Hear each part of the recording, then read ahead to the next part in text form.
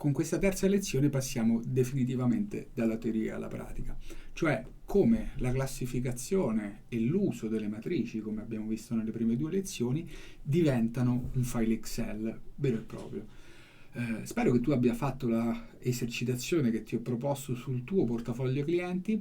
All'interno di Excel spero sei riuscito a riportare i fatturati, il potenziale ulteriore di crescita, perché oggi andremo a confrontare il lavoro che hai fatto con un lavoro esemplificativo che ti propongo io, e vedremo appunto come le cose che abbiamo visto in teoria, tra PowerPoint, grafici e matrici, diventano un file Excel, e il file Excel con i filtri e quant'altro ci consente veramente una operatività di arrivare a questi raggruppamenti in maniera molto molto semplice, avendo una base dati molto robusta, quindi il fatturato, il potenziale di crescita, che ci aiuta a fare questo raggruppamento e ci aiuta a portare delle informazioni, no?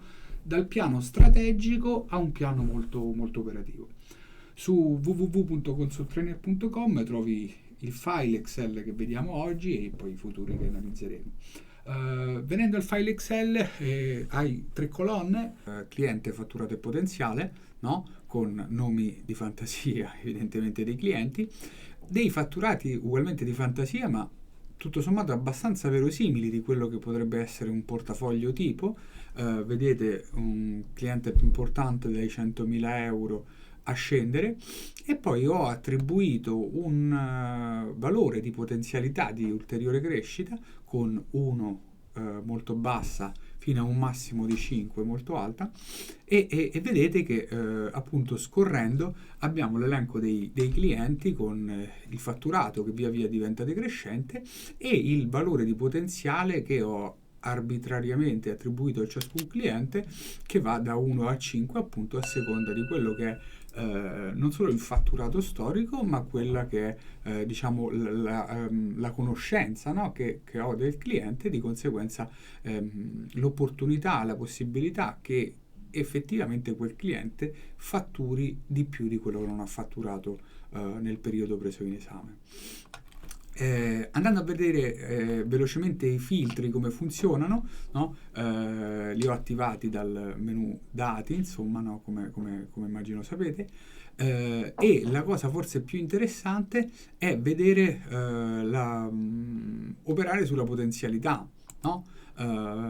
Quindi all'interno di questo filtro io posso ad esempio selezionare solo i clienti con potenzialità molto alta, e vedete che la tabella, no, si trasforma e mi restituisce solamente i clienti con il loro fatturato evidentemente e potenzialità massima uguale a 5 nell'esempio.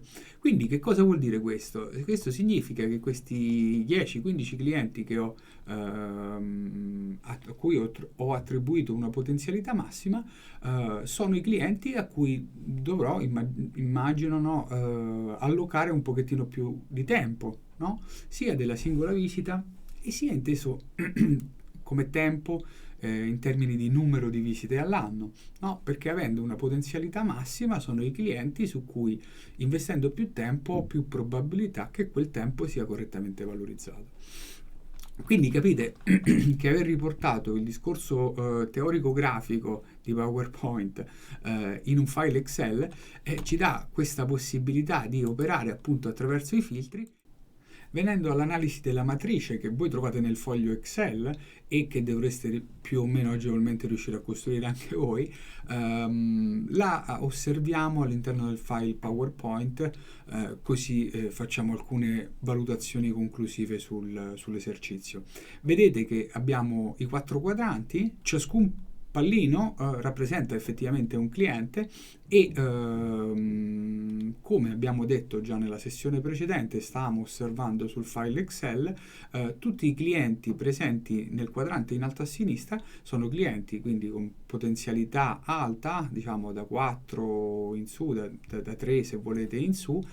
Chiaramente quelli con un valore di potenziale di 4 o 5 saranno quelli su cui andrò ad allocare un po' più tempo, no? Perché gli sto riconoscendo una potenzialità di crescita ulteriore, più all'interno di questo quadrante i pallini sono spostati sulla destra e più questi saranno clienti con un fatturato già abbastanza importante. Ok? Nella parte in alto a destra ci sono i clienti a fatturato altissimo e con potenzialità ulteriori di crescita. Questi in genere sono per definizione sempre relativamente pochi, insomma, ma sono i clienti più importanti, quelli con cui abbiamo una frequenza di visita molto alta per mantenere un rapporto sempre fresco e vicino, proteggerci dalla concorrenza, come diciamo nella lezione precedente, e sfruttare il potenziale ulteriore di crescita che questi clienti appunto hanno. Quadrante destra in basso abbiamo i clienti che sviluppano molto fatturato e che non hanno enormi potenzialità di crescita, come abbiamo già detto. Sono quei clienti su cui però avremo sempre una certa attenzione, una certa quantità di tempo da allocare, perché sono clienti che chiaramente sviluppano parecchio fatturato e sono clienti appetibili anche dalla concorrenza e su cui quindi dobbiamo difenderci. I clienti invece che sono nel quadrante in basso a sinistra sono clienti con basso fatturato a cui non vediamo grandi opportunità di sviluppo e di conseguenza sono i clienti su cui ha tutto il senso del mondo risparmiare un po' di tempo per andarlo a gestire ed allocare sui clienti degli altri quadranti. Mi piace chiudere ogni lezione, come sai, con un veloce recap su quello che abbiamo detto, quindi oggi siamo passati definitivamente alla pratica, dal PowerPoint all'Excel, ma soprattutto dai grafici e dalle teorie a raggruppamenti di clienti, raggruppamenti omogenei dei clienti che ci hanno consentito di stabilire delle basi numeriche per cui attribuire delle priorità, per cui attribuire dei tempi, per cui attribuire un numero di visite l'anno, no? Vedremo nel file Excel su cui continueremo a lavorare, no? Che tutta questa strategia diventerà sempre di più operatività. Con questa terza lezione si è chiuso anche il primo macromodulo, no? Che quindi ripercorro proprio velocemente. Nella prima lezione, ti ricordi, abbiamo parlato di classificazione e abbiamo capito per quale motivo classificare ci aiuta a capire chi abbiamo davanti e questo ci aiuta a capire che cosa fare con ciascuno.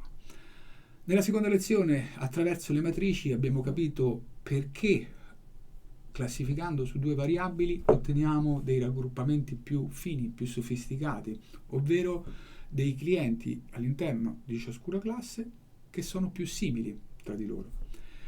Questa similitudine tra i clienti all'interno della stessa classe ci consente oggi, terza lezione e ultima sul primo macromodulo, di capire che una strategia che vale per un cliente vale per n, per tutti i clienti all'interno di quella classe, poiché sono più o meno dello stesso potenziale, più o meno hanno fatturati comparabili, possiamo approssimare una strategia che diventa estendibile a tutti i clienti di quella classe.